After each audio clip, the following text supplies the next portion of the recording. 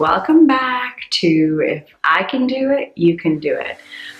This next story comes from when I was in college, and before I had kids, if you talked to me about farting, I would sit up straight, and I thought it was, fairly embarrassing. And I think if you go to the southern states, they're not accepted to fart in public.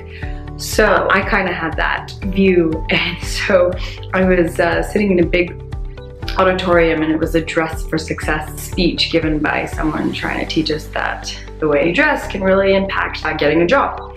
And a friend of mine who didn't think the way I thought, she let a big fart go, and it was so loud that everyone stopped and looked our way, and she did one of these. Sarah, oh my God. And I went beet red, and I was like, that wasn't me. And then you kind of get yourself going in this direction, and you're like, okay, backtrack, and so, we were like, well, of course it was you. And then anyways, and they laughed, my friends laughed, and I was kind of like, oh my God, this is one of those moments where I was mortified, and everybody in the whole auditorium was looking at me. Now, post kids, I would have laughed it off and made a joke, and because that's all kids like to talk about at a certain age, so very different. And one of the things that I've learned from my kids is to be exactly that, just to be yourself, and no, not to fart in public. But that some of these things aren't as embarrassing as maybe they seem to be. So some of the bigger things in life that we go through, or some of those moments where we're mortified or embarrassed, or I don't know if you've been out, but recently we were out, and I was like, oh my God, did I just say that out loud? Why did I say that? I did not mean to say that.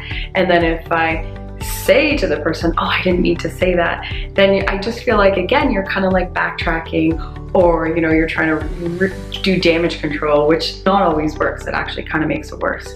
So with our kids and my stepkids, I get to learn all these sort of things over, because you forget being a kid. And so one of the things that I encourage you to do, and the challenge for this week, is to put yourself back into your younger self. So when you're 8 or 10 or 6, and really get down on the floor, and if you have kids, play with them, or do a game that you wouldn't normally take time out to do. And because kids can be very typically happy, especially when playing.